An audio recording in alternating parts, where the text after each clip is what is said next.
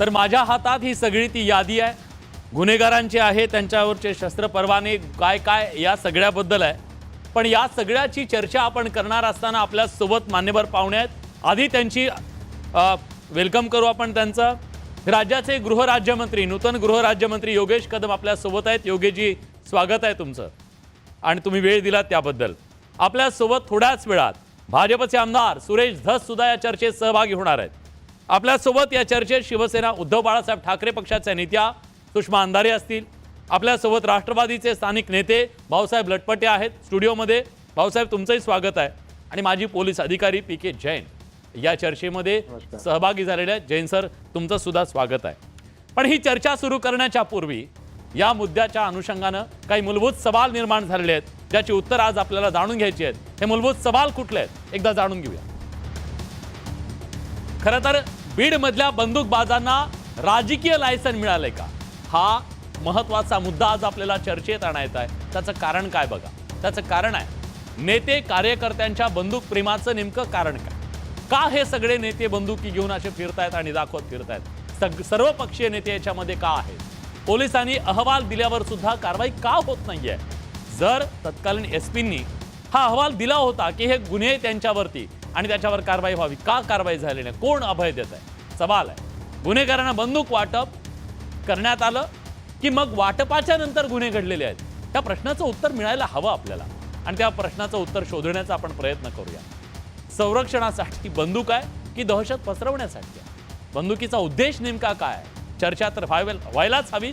मुद्दा अतिशय गंभीर आहे आणि त्यामुळेच या सगळ्याबद्दल चर्चा करण्यासाठी मान्यवर पाहुणे आपल्या सोबत आहेत। पण या चर्चेमध्ये आपल्या सोबत गृहराज्यमंत्री योगेश कदम जोडले गेलेले आहेत। योगेशजी, मला तुम्हाला आता तुम्ही जोडले गेलेले आहेत म्हणून काही गोष्टी दाखवायच्यात। का हा मुद्दा चर्चेत आलेला आहे, ती आकडेवारी तुम्हाला दाखवायची आहे, जी आकडेवारी चिंताजनक आहे बीड मधली। एकदा आपण प्रेक्षकांना दाखवूया ती आकडेवारी काय, कुणावर किती गुन्हे आहेत आणि तरी त्यांच्याकडे ही दिली गेलेली आहेत बंदुकाचं लायसन दिले गेलेलं आहे, हे परवाना दिलेले आहे। एकदा आपण ग्राफिकच्या माध्यमातून बघूया। गुन्हे दाखल असलेले एकूण 245 लायसन धारक आहेत बीडमधली। बघा ही परिस्थिती आहे। बीडच्या बंदूकबाजांना राजकीय लायसन मिळाले का म्हणतोय, तर एक गुन्हा दाखल असलेले लायसन धारक 155 आहेत। ठीक आहे, एक वेळ आपण समजून घेऊया। 2 गुन्हा दाखल असलेले लायसन धारक 40 आहेत। आता ही संख्या कशी वाढत जाते बघा, गुन्ह्यांची संख्या वाढत चालली आहे। 3 गुन्हे असलेले 20 लायसन धारक आहेत। 4 गुन्हा दाखल असलेले 17 लायसन धारक आहेत। 5 गुन्हा दाखल असलेले 3 लायसन धारक आहेत। 6 गुन्हा दाखल असलेले 5 लायसन धारक आहेत। 9 गुन्हा दाखल असलेला 1 लायसन धारक आहे आणि 10 गुन्हे दाखल असलेला सुद्धा लायसन धारक आहे। तर ही सगळी परिस्थिती आता 12 गुन्हे मला वाटलं संपलं काय, नाही, 12 गुन्हे दाखल असलेला सुद्धा लायसन धारक इथं अस्तित्वात आहे, नाही संपत नाहीये। 14 गुन्हे दाखल असलेले सुद्धा 1 लायसन धारक आहे आणि हे इथंच थांबत नाही, 16 गुन्हे दाखल असलेला सुद्धा 1 लायसन धारक आहे। आता ह्यांचा सत्कार करावा की काय करावं माहित नाही। ठीक आहे, आपण प्रश्न तर विचारूया। गृहराज्यमंत्री आपल्या सोबत आहेत। मंत्री महोदय, आज ही जी परिस्थिती समोर आलेली आहे, खरं तर आज एसपींनी या संदर्भातला जो आपला रिपोर्ट आहे तो दिलेला आहे, पण कारवाई झालेली नाहीये। मग अशा लोकांचं करायचं काय, ज्यांच्यावर इतके गंभीर गुन्हे, इतकी संख्या असेल, त्यांना लायसन का दिलं जातंय, हा सवाल सामान्य माणसाच्या मनात आहे। काय सांगाल? नाही, मला वाटतं हा प्रश्न फक्त बीड संदर्भात असू शकत नाही। नक्कीच बीडची आज आकडेवारी समोर आलेली आहे, अगदी बरोबर, त्याचा रिव्ह्यू हा सरकारकडनं घेतलाच जाईल। मला वाटतं महाराष्ट्रामध्ये असे लायसन्सेस ज्या जिल्ह्यामध्ये दिले गेलेले आहेत त्याचा एक रिव्ह्यू घेणं आवश्यक आहे। आता माझ्याकडे शहरी भाग येतो, पण तरी सुद्धा सरकार म्हणून मला वाटतं आमची एक संयुक्त जबाबदारी आहे आणि माझा विश्वास आहे की सन्माननीय देवेंद्र फडणवीस साहेबांचा मागचा ट्रॅक रेकॉर्ड पाहता मला वाटत नाही अशा गुन्हेधारकांकडे जर का बंदुकांचे लायसन्स असतील तर फडणवीस साहेब नक्कीच त्याच्यावरती कडक कारवाई करायला लावतील, हा माझा विश्वास आहे। आणि सरकार म्हणून अशा पद्धतीचा गुन्हेधारकांच्याकडे जर का लायसन्सेस असतील आणि जर का गुन्हा केला जात असेल उघडपणे, तर अशा कोणावरतीही कोणाचेही राजकीय वर्दस्त असलं तरी सुद्धा कोणाची गय केली जाणार नाही। नक्कीच त्यांच्यावरती लायसन्स तर कॅन्सल होतीलच. मला वाटतं हा. आताच एक 15 मिनिटापूर्वी देखील मी माहिती घेतली आहे बर. की जे काही व्हिडिओज वगैरे जे काही व्हायरल होत होते हवेमध्ये फायरिंग वगैरे करत असताना, ते कोणाचेही कार्यकर्ते असतील तरी सुद्धा त्यांच्यावरती गुन्हे दाखल आताच झालेले आहेत. त्यांच्यावरती अटकेची कारवाई देखील आताच दुपारी देखील झालेली आहे. आणि म्हणून मला वाटतं कोणाचेही राजकीय वरदस्त असू द्यात, अशा व्यक्तींच्या बाबतीमध्ये कडक कारवाई ही केलीच जाईल. शस्त्र हे संरक्षणासाठीच हे दिले गेलेले आहेत. हे काही हिरोबाजी करण्यासाठी नाहीत. असा एक कडक संदेश हा नक्कीच आमच्या सरकारच्या मार्फत हा दिला जाईल. ठीक आहे. मला या चर्चेमध्ये खरं तर आता पी.के. जैन सरांना आणायचं, माजी पोलीस अधिकारी आहेत. जैन सर, खरं तर सामान्य माणसाला हे माहीत नाहीये, अनेकांना माहीत नाहीये. एखाद्यावर गुन्हा असेल तर त्याला शस्त्र परवाना दिला जातो का? शस्त्र परवाना देण्याच्या संदर्भातली काय प्रक्रिया जरा समजून सांगू शकाल का? जेणेकरून आपल्याला पुढे चर्चेमध्ये याच्यावर आणखीन त्याचं विश्लेषण करता येईल. नमस्कार, धन्यवाद या कार्यक्रमामध्ये बोलावल्याबद्दल. शस्त्र परवाने सहजासहजी एखाद्या इसमाच्या विरुद्ध गुन्हे दाखल असले तर त्यांना दिला जात नाही. त्यांच्या पोलीस अधिकारी कधीही रिकमेंडेशन करत नाही. तरीही बरेच वेळा जिल्हाधिकारी कार्यालयामार्फत किंवा जिल्हाधिकाऱ्यांमार्फत अशा प्रकारच्या जे रिकमेंडेशन असतात ते मानल्या जात नाही आणि त्यांना लायसन्स दिले जातात. त्याच्यानंतर लायसन्स कॅन्सल करण्यासाठी सुद्धा जी प्रक्रिया असते ती सुद्धा बरेच वेळा पोलीस अधिकाऱ्यांच्या रिकमेंडेशन प्रमाणे होत नाही आणि ते लायसन्स तसेच चालू राहतात. आता त्याला दोन भाग आहेत. आपण सुरुवातीला हा मुद्दा उपस्थित केला. गुन्हा दाखल झाला त्याच्यानंतर लायसन्स भेटला किंवा लायसन्स भेटला त्याच्यानंतर गुन्हे दाखल झाले. दोन्ही परिस्थितीमध्ये, पहिल्या परिस्थितीमध्ये तर लायसन्स भेटलाच पाहिजे नको होता. दुसऱ्या परिस्थितीमध्ये एखाद्या इसमाच्या विरुद्ध गुन्हा दाखल झाला तर त्याचा लायसन्स कॅन्सल व्हायला पाहिजे. तर हे दोन्ही प्रक्रिया जे आहे ते बरोबर चालल्या पाहिजेत. नंबर एक. नंबर दोन, लायसन्स घेण्यासाठी जी प्रक्रिया आहे ती अधिकारी जे संबंधित अर्जदार आहे त्यांना जिल्हाधिकाऱ्याकडे किंवा सिटीमध्ये पोलीस कमिशनरकडे ऍप्लिकेशन करावं लागतो. त्याची एक नेमकी प्रोसेस आहे. पोलीस स्टेशन, एसीपी, डीसीपी इत्यादी मार्फत हे रिकमेंडेशन जे आहे ते पोलीस आयुक्तापर्यंत पोहोचतात आणि जिल्ह्यामध्ये जिल्हाधिकाऱ्यापर्यंत जातात. त्याच्यानंतर जरी तिथे लायसन्स भेटला तर प्रकरण संपला. तिथे प्रकरण त्याचा रिजेक्ट झाला तर त्याच्यामध्ये अपील असते मंत्रालयामध्ये. ते मंत्रालयामध्ये सुरुवातीला जे गृह राज्यमंत्री असतात त्यांच्याकडे अपील असते. त्याच्यानंतर ते ऍक्च्युअली गृहमंत्र्याकडे असते. गृहमंत्र्यांनी हे अधिकार राज्यमंत्र्यांना दिलेले असतात. ते सुरुवातीचे जे 3 वर्ष आहे ते 3 वर्षाचे प्रकरण ते गृह राज्यमंत्री हाताळतात आणि त्याचे नंतरचे जे प्रकरण आहे ते प्रधान सचिव गृह विभागाचे त्यांच्याकडे जातात. तर अशा प्रकारे कोणत्याही स्तरावर हे जे लायसन्स आहे ते दिले जाऊ शकतात. म्हणजे जिल्हाधिकाऱ्यांनी नकार दिला किंवा पोलीस कमिशनरने नकार दिला तर गृह राज्यमंत्री अपीलमध्ये देऊ शकतात किंवा ते प्रिन्सिपल सेक्रेटरी जे असतात होम डिपार्टमेंट जे 3 वर्षानंतर म्हणजे रिजेक्ट होण्याच्या 3 वर्षाच्या नंतरची जी प्रक्रिया आहे ती प्रधान सचिव गृह विभाग विशेष यांच्याकडे असते. तर ही त्याची पद्धत आहे. पण मला असं वाटतं बऱ्याचशा केसेसमध्ये रिकमेंडेशन पोलीस अधिकाऱ्यांकडून पाठवले गेल्यानंतर सुद्धा ते लायसन्स धारकावरती कारवाई होत नाही. त्यांचे लायसन्स निरस्त केले जात नाही. ही एक वस्तुस्थिती आहे. जबाबदारी कोणाची असते? म्हणजे पोलिसांनी केवळ रिपोर्ट दिला त्याच्यानंतरची जबाबदारी कोणाची असते? कारण या प्रकरणात असं दिसतंय की एसपींनी त्यांचा रिपोर्ट दिला होता, त्यामुळे त्यांना आपल्याला दोषी नाही धरता येणार. त्याच्यानंतरची जबाबदारी जिल्हाधिकाऱ्यांची आहे. कारण की जिल्हाधिकाऱ्यांना त्या लायसन्सचा किंवा लायसन्स धारकाची गुंडगिरीला समोरे जावं लागत नाही. समोरे कोणाला जावं लागतो? पोलिसांना. बरेच वेळेला त्याच्यावरती शस्त्र ताणले जातात. बरेच वेळेला त्यांनाही भोगावं लागतो.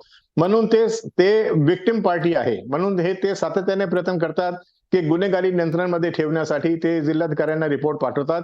कारण लायसन्सिंग अधिकारी जे आहे जिल्ह्यामध्ये ते जिल्हाधिकारी असतात आणि त्यांनी जरी रिपोर्ट पाठवल्यानंतर सुद्धा जिल्हाधिकाऱ्यांनी तसा ऍक्शन घेतला नाही तर त्यांच्या कार्यालयामध्ये कुठेतरी चूक आहे. मला मंत्री महोदयांना हाच मुद्दा विचारायचा आहे की आता हे तुमच्या अखत्यारीत येणार आहे ह्या सगळ्या गोष्टी.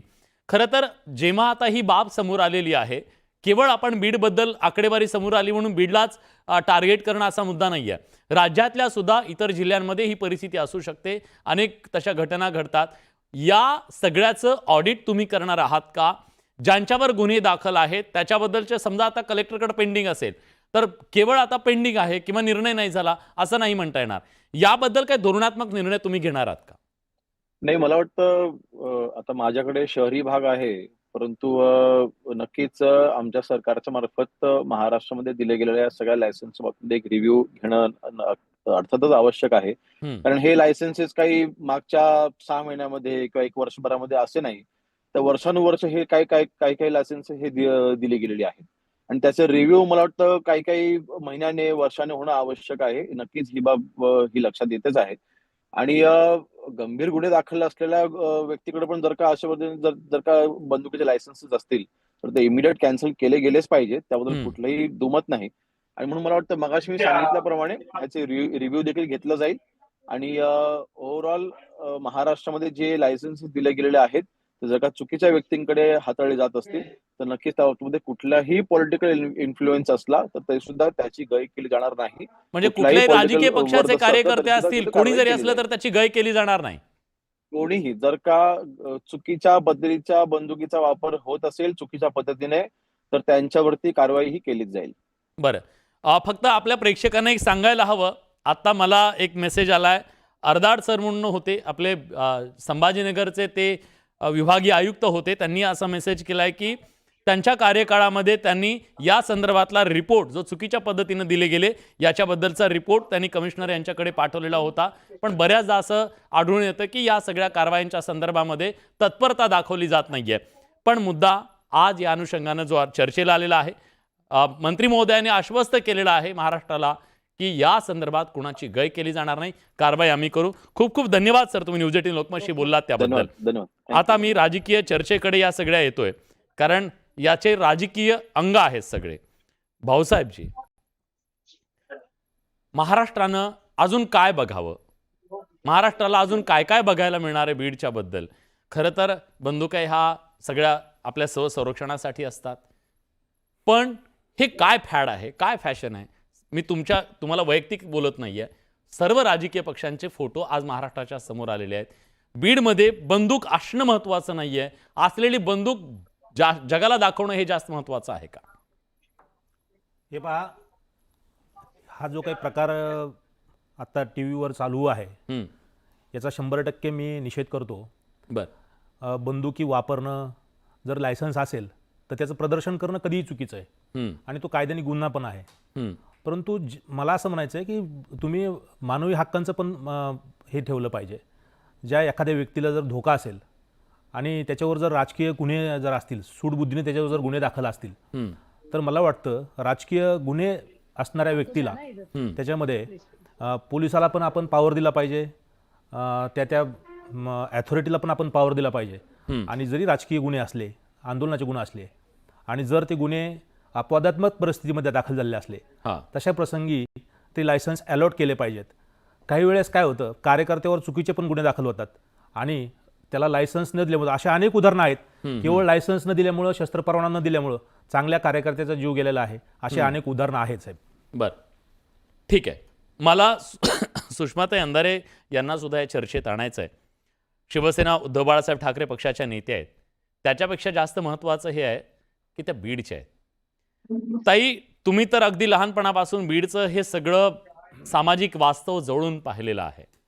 आज बीडमधल्या या बंदुकांच्या बद्दलची जी परिस्थिती समोर आलेली आहे, खरं तर तुम्ही नव्हतात, मी पुन्हा रिपिटेशन नाही करणार, पण एका वाक्यात सांगतो की अनेक गुन्हे दाखल ज्यांच्यावर आहेत अशा लोकांना सुद्धा लायसन्स दिले गेलेले आहेत. खरं तर या लायसन्स आणि दृश्य स्वरूपात तिकडे दिसतंय की ते दाखवलं जाते, मग ते धाक दाखवणं, दहशत निर्माण करणं, या सगळ्या गोष्टी घडतात. तुम्ही या सगळ्याकडे कसं पाहताय? व्यास भैया, खरं तर थोडीशी दुविधा मनस्थिती आहे. मी बीडची आहे, मी परळीतली आहे आणि परळीतल्या नणद गावची आहे. आणि माझे वडील आणि दिवंगत पंडितांना हे फार एकमेकांचे चांगले मित्र राहिलेले आहेत.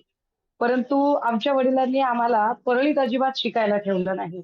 आम्हाला शिक्षणासाठी त्यांनी लातूर आणि पुण्यात ठेवलं.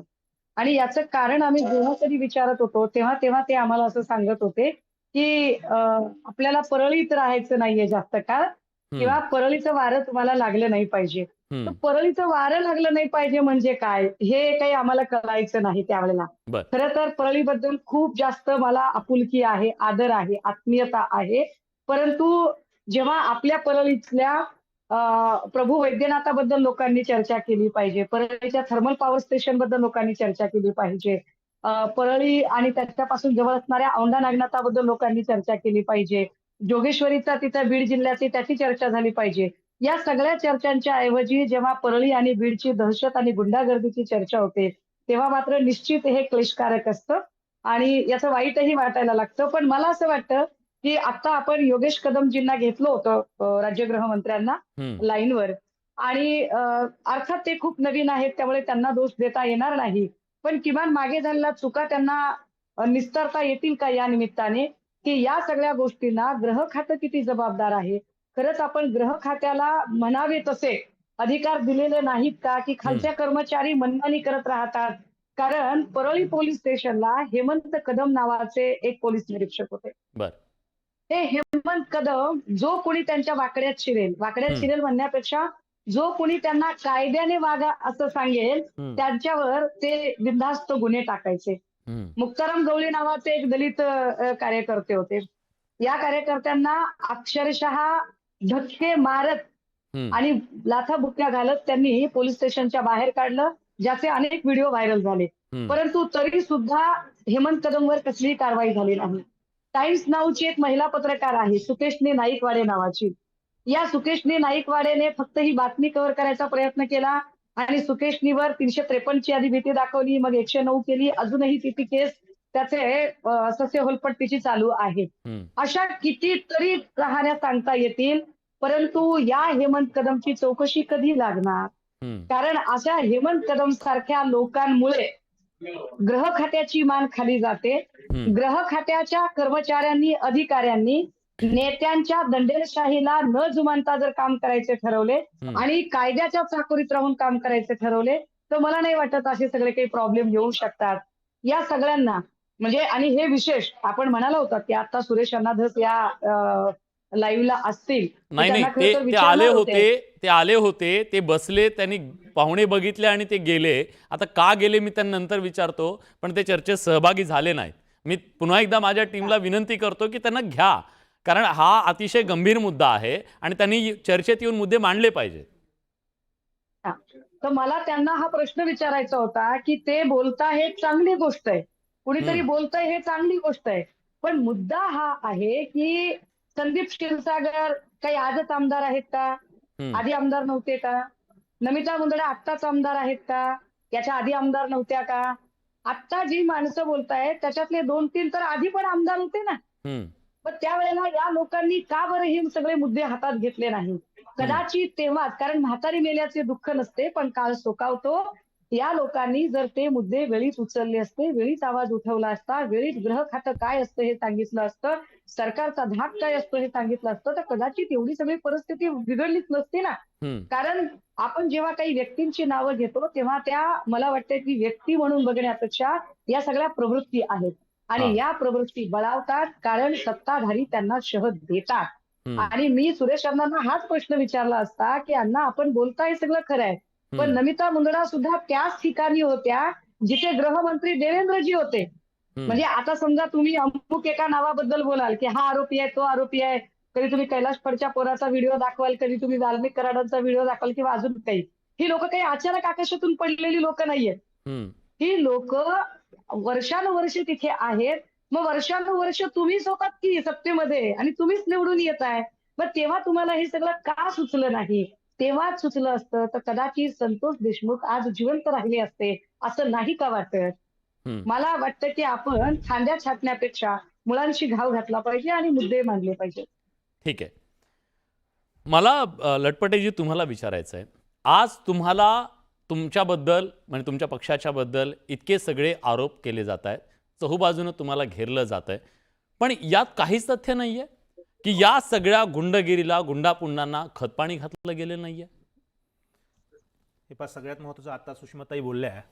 सुषमाताईंनी एक 4 गुन्हेगारांमुळं, 4 चुकीच्या लोकांमुळं सुषमाताईंनी आखी परळीला एकदम गुन्हेगारीच्या कक्षामध्ये अजिबात नाही, अजिबात नाही. परळी हे माझं गाव आहे, बिलकुल नाही. लटपटेजी एक minute let me correct you.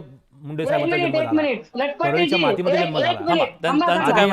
त्यांचा ऐकू द्या. 4 माणसं म्हणजे सगळे परळी नाही, चुकीचं बोलताय. 4 लोक फायर करणारे म्हणजे परळी नाही. आपण बीड जिल्ह्यामध्ये जन्म घेतलाय म्हणता आणि त्यांचं म्हणणं काय आधी ऐकू द्या. ताई काय म्हणाला? माझं म्हणणं ऐकून घ्या लटपटेजी, माझं म्हणणं ऐकून घ्या. 4 लोक म्हणजे परळी असत नाही. परळीबद्दल आम्हाला कमालीची आपुलकी आहे, आमची नाळ कापलेली तिथे पुरलेली आहे. परळीबद्दल आमच्या मनात प्रचंड आत्मीयता आहे आणि आम्हाला परळीचं नाव मोठ्या अभिमानाने घ्यावंसं वाटतं. आम्ही सांगतो, मराठवाड्यातले 2 महत्वाचे लोकनेते विलासरावजी देशमुख आणि गोपीनाथरावजी मुंडे पैकी मुंडे साहेब हे परळीच्या मातीतले होते. हे आम्ही अभिमानाने सांगतो. मुद्दा हा आहे की सज्जनांची निष्क्रियता जी आहे ना, ती दुर्जनांच्या क्रियाशीलतेला अधिक गतिमान करते. दुर्जन जेव्हा अत्यंत क्रियाशील होता, तेव्हा ही जी अनेक मोठ्या संख्येने असणारी जी सज्जन माणसं आहेत, आम्हा सगळ्या सज्जनांचं नेतृत्व करणारी आपल्यासारखी नेते मंडळी आहेत, ती गप्प का बसली तेव्हाच? एवढा साधा त्यांचा प्रश्न आहे मुद्दा माझा, हा की आहे तुम्ही तेव्हा जर की हे ठीक आहे, त्या बीडमध्ये समजा लाखो लोक आहेत, पण ह्या 4 लोकांमुळे ज्यांना राजकीय पाठबळ दिलं गेलं असा आरोप आहे, ह्या 4 लोकांमध्ये ह्या सर्वपक्षीय नेत्यांमुळे बदनाम तर बीडच होते ना, ते बाकीचे लाखो लोक पण बदनाम होत आहेत ना, त्यांना भीती वाटते नाही या सगळ्यामध्ये, त्यांचे बळी जात आहेत ना, हा सवाल आहे. हे पहा साहेब, सगळ्यात महत्वाचं काय, हा मुद्दा एकच आहे, कुठंतरी परळीला आणि बीड जिल्ह्याला टार्गेट केलं जातंय असं माझं मत आहे. जे माणसं परळीमध्ये बीड जिल्ह्यामध्ये जन्म घेतात त्या माणसांनी मग जर बोलायचं तर सगळ्या गुन्हेगारी बोललं पाहिजे. तुम्ही दहसांनाचं बोलता, दहसांना आता लाईव्ह येऊ शकत नाहीत, त्यांनी मला बघितलंय, ते आता लाईव्ह येऊ शकत नाही, त्यांनी समोर लाईव्हवर येऊन उत्तर द्यावं. आष्टीमध्ये गुन्हेगारी नाही का? आष्टी मतदारसंघात गुन्हेगारी नाही का? किंवा फक्त परळीमध्येच आहे का? किती मर्डर आष्टीमध्ये झालेले आहेत, ते रेकॉर्डवर आलेत का? मग तुम्ही का बोलत नाही त्याच्याबद्दल? ते रोज पत्रकार परिषद घेऊन बोलतायत, आहे तुमच्याकडे, मग तुम्ही बोला. एकदा काढा सगळे सरकारचे, तुमचंच सरकार आहे सगळ्यांचं, काढा वाभाडे. 2014 साली ज्यावेळेस तिथं एका आदिवासी तरुणाचं हत्याकांड झालं, त्यावेळेस तिथील स्थानिक नेते बाबुराव पोटभरे आणि मी स्वतः लोकनेते मुंडे साहेबांच्या सांगण्यावरून आम्ही दादेगावला गेलो होतो आणि तिथं आम्ही आवाज उठवला होता. मात्र दुर्दैवानं त्यावेळेस मुंडे साहेबांचा मृत्यू झाला. मुंडे साहेबांचा मृत्यू झाल्यानंतर 15 दिवसानं, साहेबांचा मृत्यू झाल्यानंतर 15 दिवसांनी आम्ही त्याच्यावर आवाज उठून त्यावेळेस पत्र दिलेलं आहे. मात्र पोलिसांनी त्याच्यामध्ये कुठलीही कारवाई केली नाही आणि त्यामधील जे मुख्य सूत्रधार आहेत ते त्याच्यामध्ये मोकाट सुटले. आता मुख्य सूत्रधार कोण आहेत ते म्हणले आका वगैरे जे काही बोलतायत, प्रत्यक्ष अप्रत्यक्ष. 2014 साली जे आदिवासी तरुणाचं हत्याकांड झालं, आष्टीमध्ये देवस्थानच्या मालकीच्या जमिनी लुटल्या गेल्या, चारा छावणीमध्ये काही लोकांनी शेण खाल्लं, आणि अशी जी काही आका मंडळी आहेत याच्याबद्दल कुणी बोलायला तयार नाही.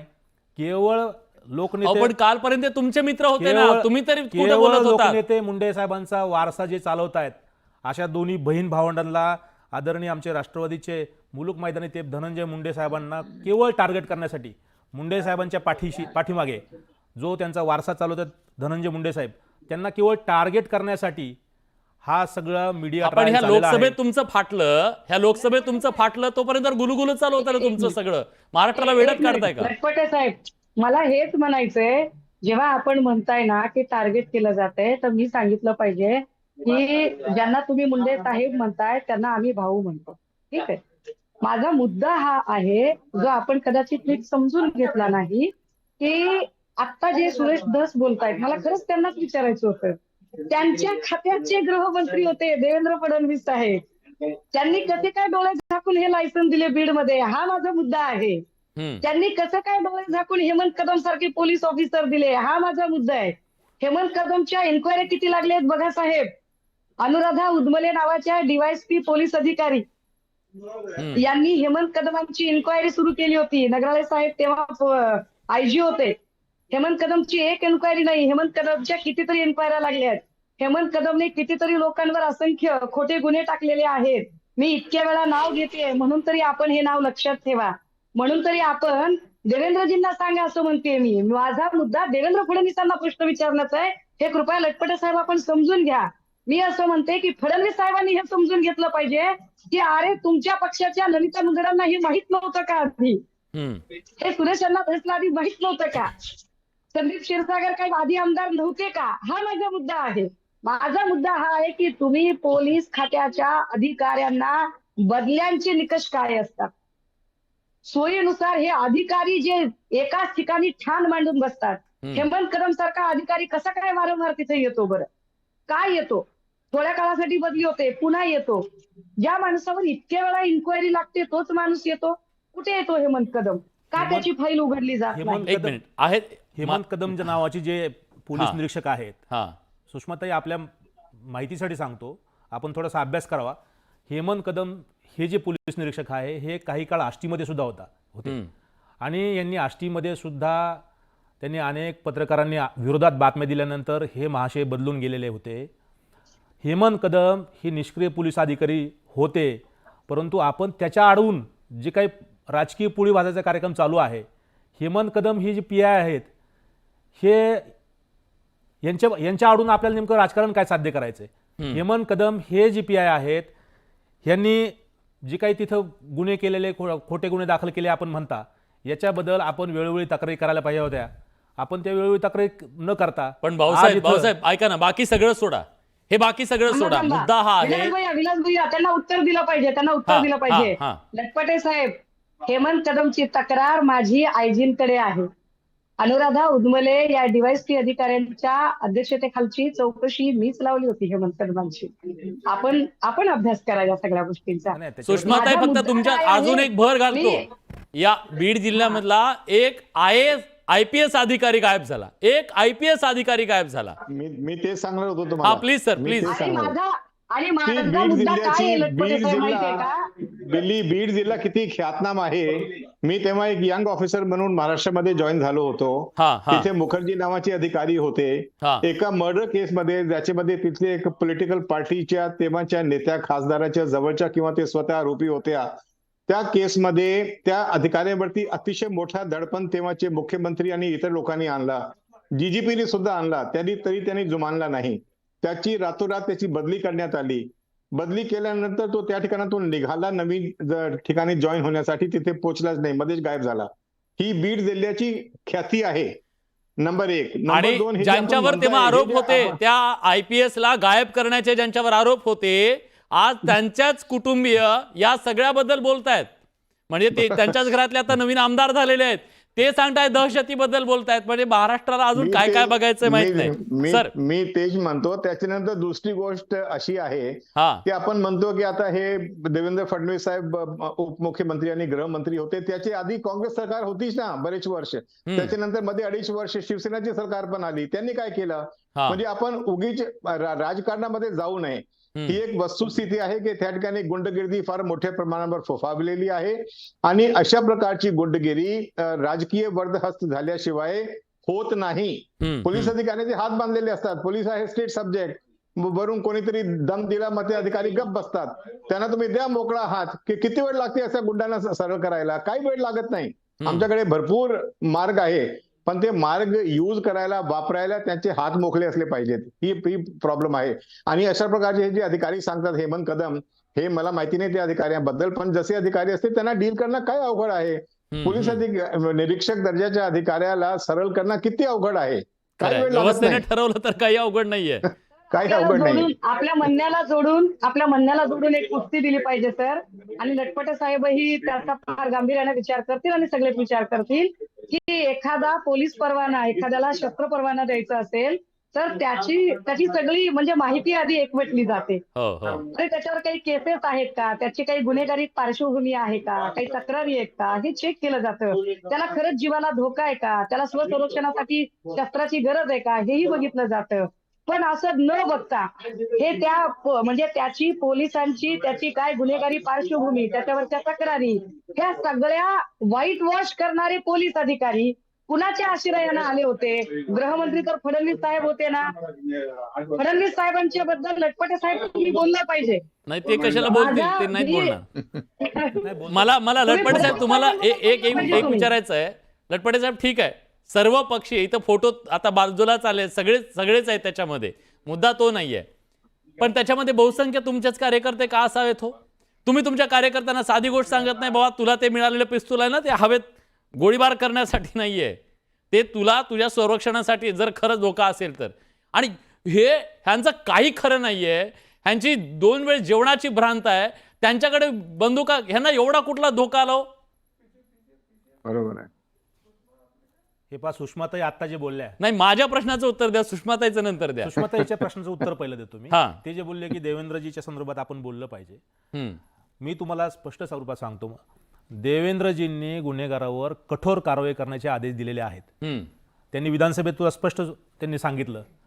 परंतु मला एक सांगायचं, बीड जिल्ह्यामध्ये जी काही राजकारण चालू आहे, संतोष देशमुख साहेबांची जी काही हत्या घडली त्याच्यामध्ये जी नराधम आहेत, आम्ही स्वतः तिथं आंदोलन केलं आणि मी तिथं स्टेटमेंट केलं की जे नराधम आहेत, ॲक्च्युअल ज्यांनी मर्डर केलाय त्यांचं अक्षरशः बदलापूरसारखं तुम्ही कारवाई त्याच्यावर करा.